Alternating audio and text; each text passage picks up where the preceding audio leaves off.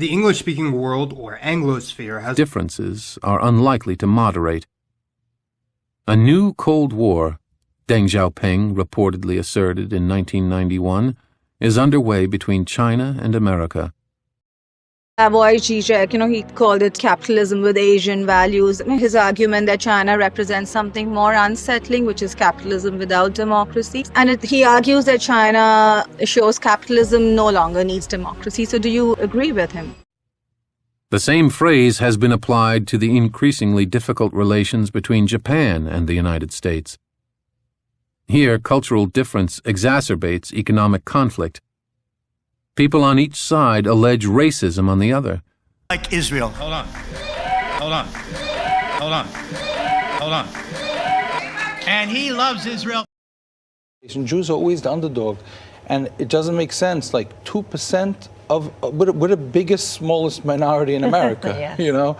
And we had no voice. But at least on the American side, the antipathies are not racial, but cultural. The basic values, attitudes, behavioral patterns of the two societies could hardly be more different. The economic issues between the United States and Europe are no less serious than those between the United States and Japan, but they do not have the same political salience and emotional intensity. Ice, distance, and darkness. That's what defines Greenland as a military problem. If you ask whether the rest of NATO could realistically defend Greenland against a US invasion, you're really asking who can move, fight, and sustain under Arctic conditions. Because the differences between American culture and European culture... The government should control the social media. Yeah. So she just clarifies. So the government, you're talking about the government should control social media. He's like, yeah. She's like, okay, yeah, that sounds good. Yeah, that's okay. She doesn't go, are you nuts? You know that undermines the whole basis of this country? Are so much less than those between American civilization and Japanese civilization. And now Trump needs China to ignore their interests in Venezuela. How is AI, cyber warfare, shaping geopolitics right now? So AI is going to revolutionize cyber warfare, is revolutionizing cyber warfare from critical infrastructure to the fabric of society and politics, and undermining it, giving unfair advantage to authoritarian governments against democratic countries. First Amendment type of... That's already happening? That's already happening. And now I can't stop thinking about a real-life version of Orwell 1984, where Oceania is North America, South America, and Greenland. Eurasia is everything from Scotland to Russia. And East Asia is everything else from China to Africa to Australia. But we have come to believe that Europe is a continent because Europeans told us it was a continent. That in itself is part of the concept of whiteness. I know how far-fetched and crazy this sounds. The interactions between civilizations vary greatly in the extent to which they are likely to be characterized by violence. The violent man is typically in quest of who am I? You're seeing the polarization in countries that allow for the First Amendment and protect it, which is great. And I know it's difficult to hear, but it's time to limit the First Amendment in order to protect it. And quickly before it's too late. What do you mean? I mean that we need to control the platforms, all the social platforms. We need... You hear this? This is amazing, all the stuff he's packing in just a few minutes. From the Syro-Arabian desert with their sheep and goat herds. Both of these were terribly fierce people, and their raids were appalling. The Old Testament is full of stories of peaceful little towns. A dust cloud rises on the horizon. What is it? Is it a cloud? No. It's a band of Bedouins. And the next morning, there isn't a living soul in the city. The two great war books, the two great books of war mythology in the West are the Iliad and the Old Testament. The raiding of the Trojan and Cretan domain by the Achaeans and Dorians took place almost exactly in the same centuries as the entry of the Amorites and the Moabites and the Habiru, or Hebrews, into Palestine. These are contemporaneous events. What am I? Even the son of Sam and his ilk. Govern the people of this kingdom and its dominions, according to the statutes, customs, and laws laid down by your forebears. I do, sir. Do you promise?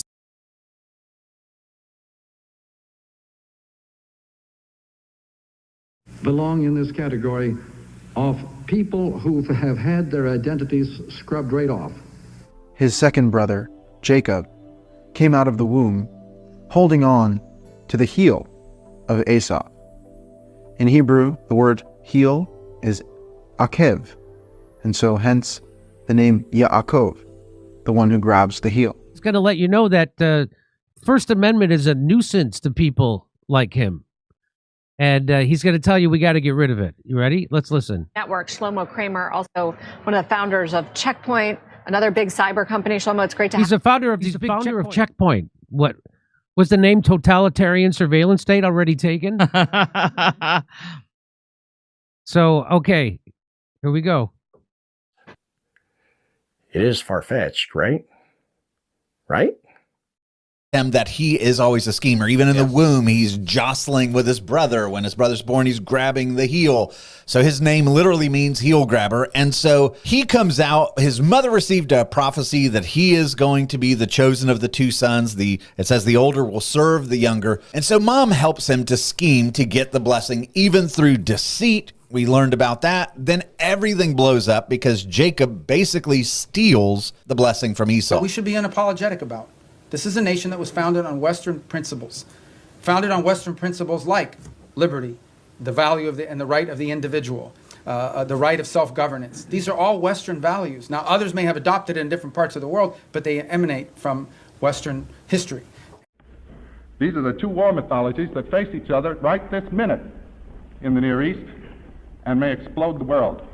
And it's something that we should be apologetic about. Why would we be apologetic about it? Anyone who doesn't recognize, for example, that many of the features of our system of government find their root in Roman and Greek history is a fool.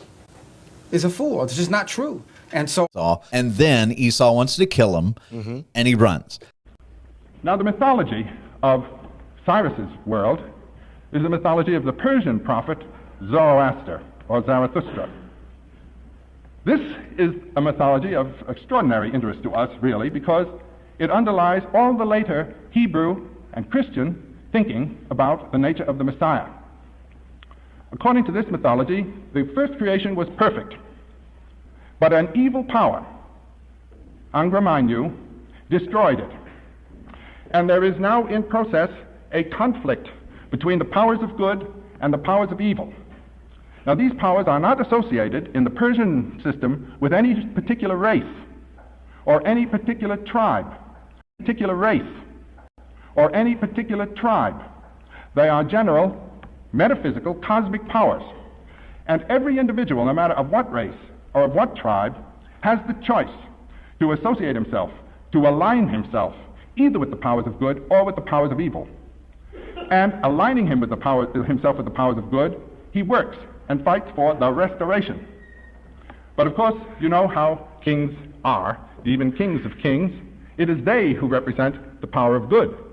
So in this great international empire of the Persians, which was the first great international empire in the history of the world, 6th century BC, we have an imperialistic impulse that the Persian Empire should conquer other peoples and gather them into this realm of light. Un clan de pedófilos quiere acabar la democracia en Colombia. A clan of pedophiles wants to end democracy. 77th Brigade Information Operations. Adapting to warfare in the information age. Warfare is rapidly evolving, and the ability to compete in the information domain is critical. We must develop our capabilities and find novel ways of operating to counter our adversaries. Foreign and domestic. Who we are. 77th Brigade is a hybrid unit of regulars and reservists with specialist skills to combat new forms of warfare in the information environment. For for the defense of the UK and its overseas territories or aspirations.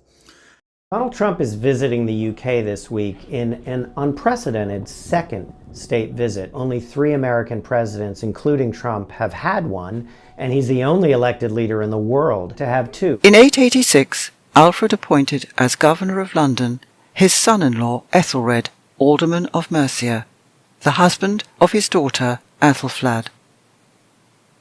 Thus King Alfred laid the foundations of the wealth and prosperity of that great city, which was destined to become, in our days, the commercial capital of the world. The king, impelled more by the love of military glory than by superstition, acted from the beginning of his reign as if the sole purpose of his government had been the relief of the Holy Land and the recovery of Jerusalem from the Saracens against infidels, being communicated to his subjects. So this is both quite a gesture on the part of the British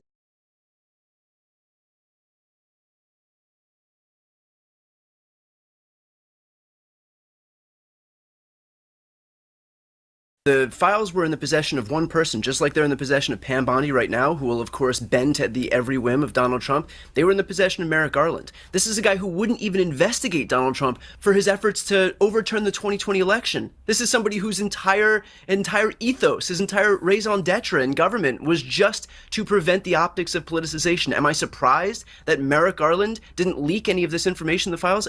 Absolutely not. Yeah, hold on. Brian's whitewashing Garland a little bit too much here. He's complimenting him by pretending to insult him. So he's saying, the real problem with Merrick Garland... Well, you are, because you're saying the real problem with Merrick Garland is he didn't want to get into the fray of politics. He was so clean. He wanted to remain so above it all. This is the guy who lied about the Biden DOJ spying on Catholic parishes. I don't know. He was a complete political hack. And I think what's important to this conversation is I don't think it was Merrick Garland's pristine moral standards that prevented him from releasing this. I think Piers is probably right that if the Democrats don't want to release the files, it's because the files don't look good for them either. If you think Merrick Garland was a political hack, do you think Pam Bondi is a political hack?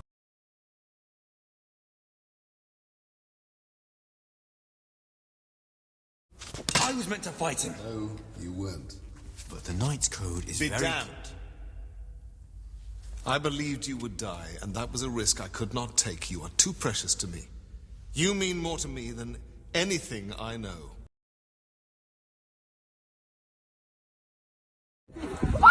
How long have you known about Andrew and Epstein? Some of the ways we help or attack: establish partnerships, operating platforms, and systems in order to establish partnerships, operating platforms, and systems in order to conduct overseas operations. Understand the information environment and opportunities to gain an advantage within it. Identify, develop, and conduct information operations independently or with partners to gain advantage against actual or potential adversaries. Conduct audience analysis to deliver the most effective operations in support of military objectives. Develop capabilities to operate and ensure advantage in the information domain. The king had a large revenue from his estates and other sources. This he spent with the greatest care, for he was a thorough man of business, careful in detail, industrious, and methodical.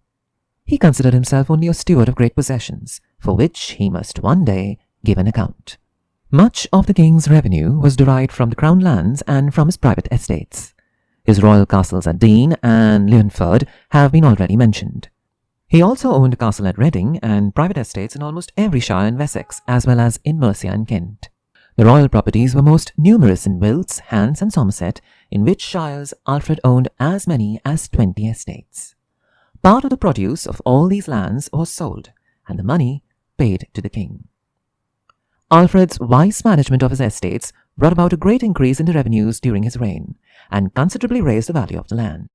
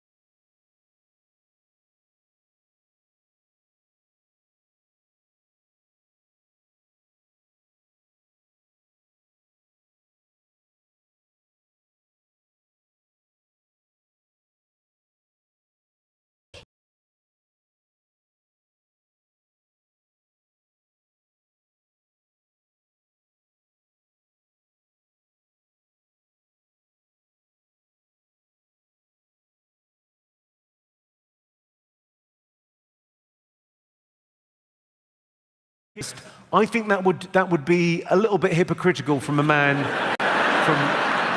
from Britain.